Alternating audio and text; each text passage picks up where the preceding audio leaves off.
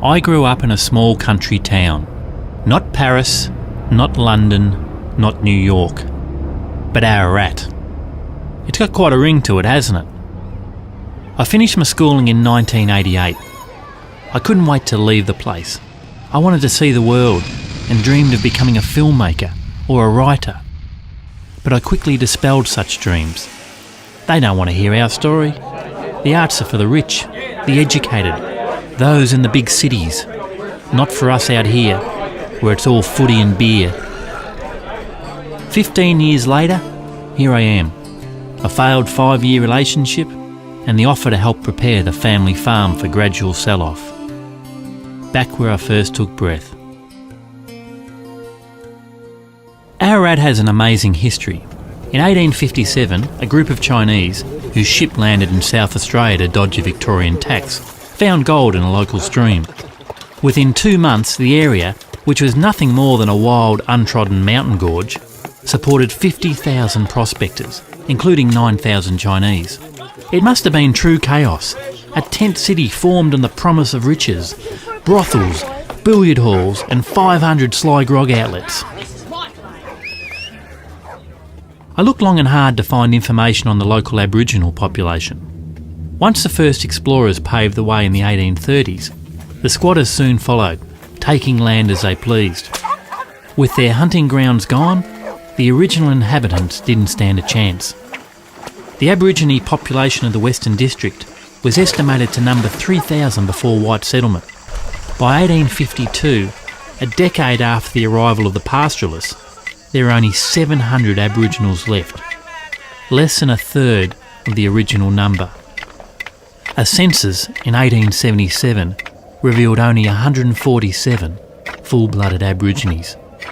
That's unbelievable, that within a 30-year period, a whole people and all they held as true had disappeared.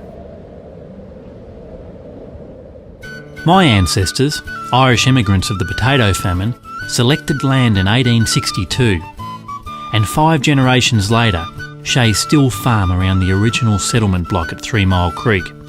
That's quite an achievement, to have 5 generations that have continued in the farming tradition, because when it comes to my family, the 140 plus years of tradition ends. None of my 4 brothers or 2 sisters have taken on the family farm. Dad never really encouraged us to do so, saying farming was too precarious a career choice. I think his true reasoning is that he believes one must have a passion to be a farmer. He once told me he got a real joy out of turning the sod. It's his life. It's not mine. But despite this, it still hurts to see Dad slowly carve up Shay land and end a tradition.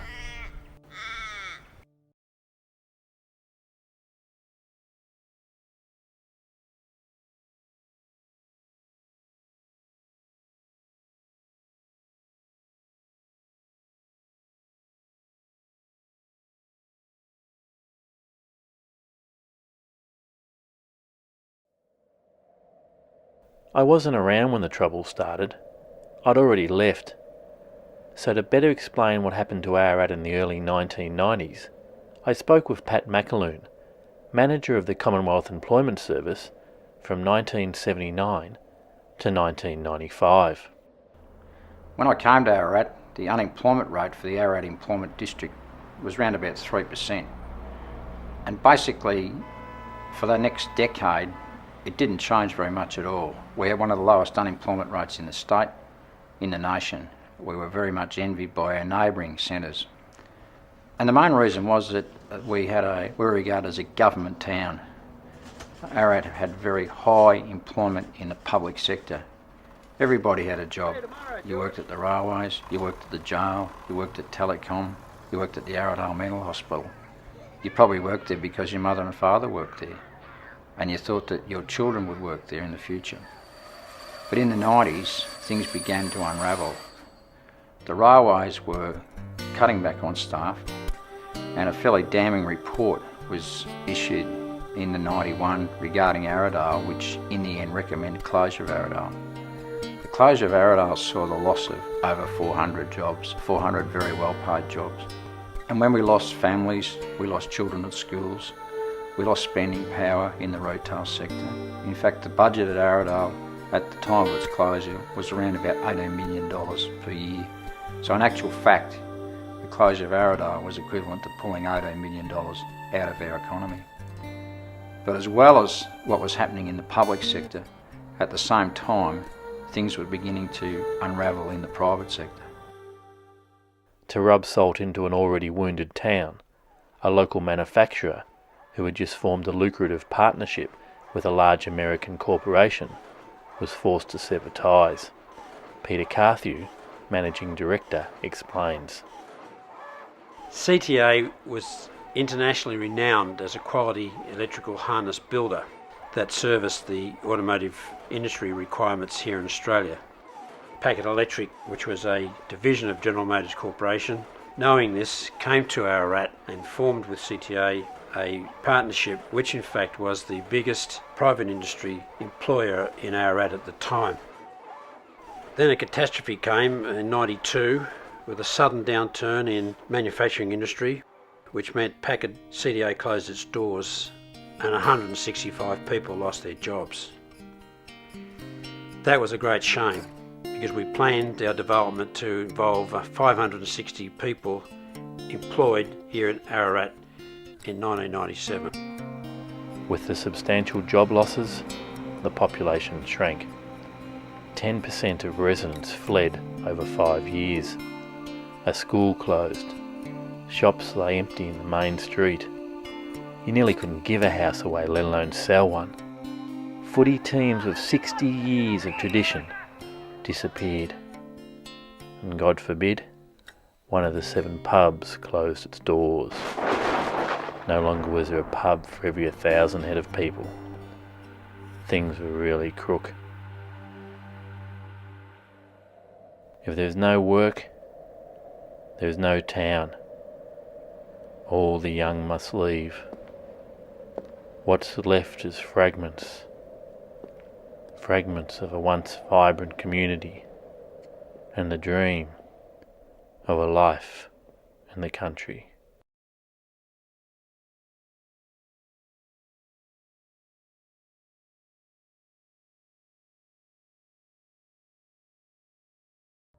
The job losses in Ararat during the early 90s, particularly with regard to the closure of the Aradale Psychiatric Hospital, crushed the town.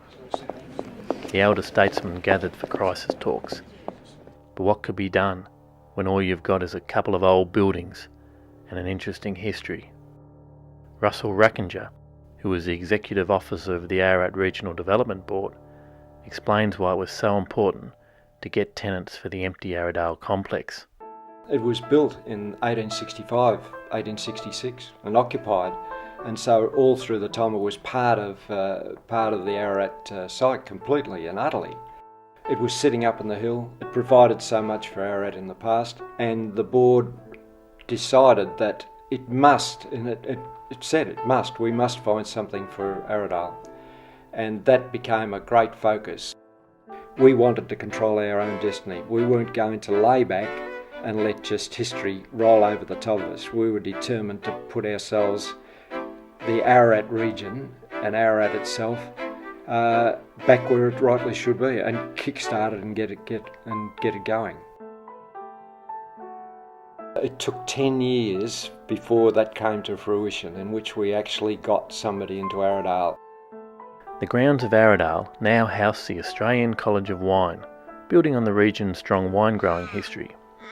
A country town's future lies in its youth, and the establishment of the wine school allows young people to gain qualifications that may well keep them in the district.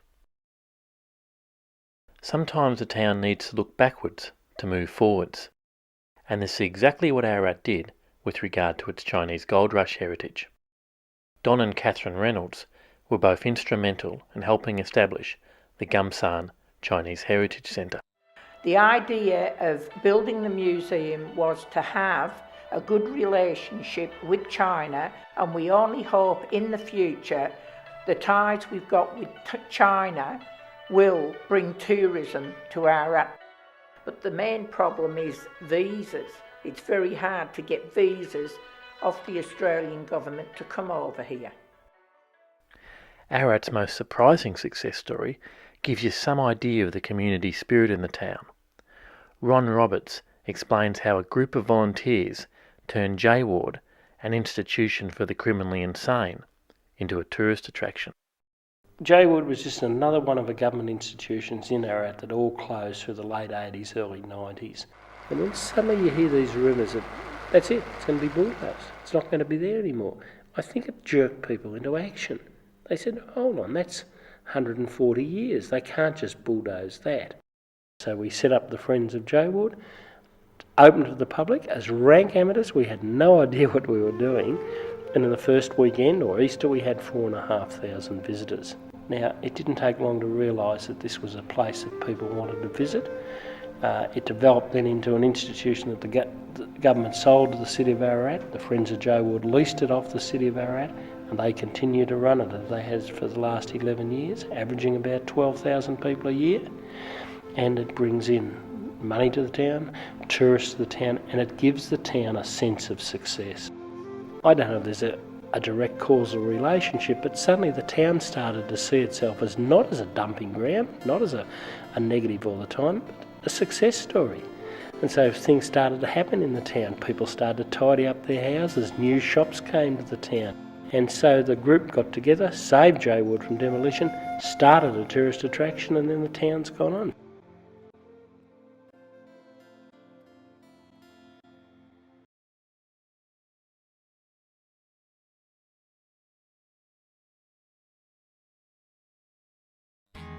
It's been interesting returning to Ararat, the town of my youth, and seeing how it's changed.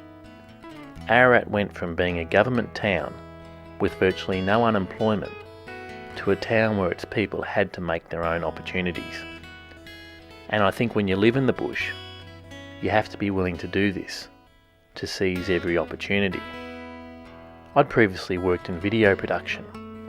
There wasn't much call for that out here, so I've had a go at everything, from rouseabouting, web design, disability support work. I've even tried selling Christmas trees. And that's one thing country folk are good at doing, making the most of any situation. Cousins, Simon and Ben Green, both farmers, are a great example of this. They made a business out of collecting dead lambs of local farms and preparing their skins for products such as gloves and kiddies' toys. There's around a 25% lambing loss in merino sheep. The factors to that are the weather is the main one, and then there's just natural culling at birth. So yeah, we're just using a byproduct of the merino industry to value add to the dead stock there. Any dead stock on the farm isn't worth a cent to you, and after hearing about the concept, we thought it was a good opportunity to investigate. So it was just a matter of us making a few inquiries and contacts before finding out that we had a good little market to grab. The business is a win-win situation for all involved.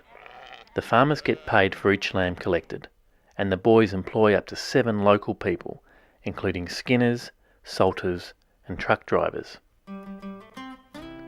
Peter Carthew has also made a comeback, rebuilding AME systems from the ashes of Packard CTA. I spoke with Peter's son, Christian. In '92 the Americans left chasing their own strategies, and Packard CTA closed down. Peter grabbed 26 of his best people and started again. First year they turned over probably just under $2 million, and from 2000 to 2004 it's just skyrocketed, going, well, last financial year to $27.5 million. So from 26 key people to 270 people. There's nothing wrong with that. That's pretty damn good figures. AME Systems has managed to survive by finding a niche market, supplying electrical harnesses to the Australian truck industry. We're a harsh country, and the imports don't live up to it. They want Aussie tough trucks, and we're proud to be providing Aussie tough harnesses built in Ararat for a huge number of trucks.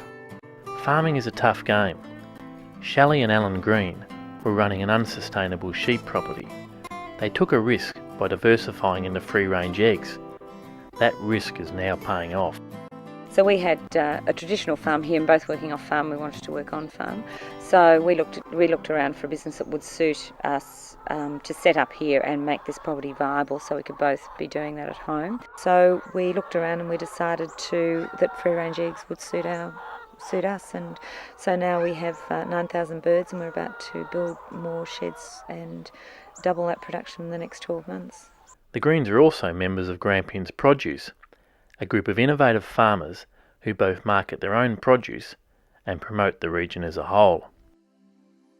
The ancient Phoenicians believed that the locations of towns were chosen by the gods, and because of this, towns never die. This town will never die. It will change, and its fortunes will go up and down like the ebb and flow of the seasons, but it will never die. It will continue on the ingenuity of its people. In order to survive, the people of Ararat have had to work together as a community and adapt to the ever-changing economic landscape. Ararat is a great example to other country towns how, despite the ups and downs of its history, it has managed to always find new ways to continue on and hold its place in greater society.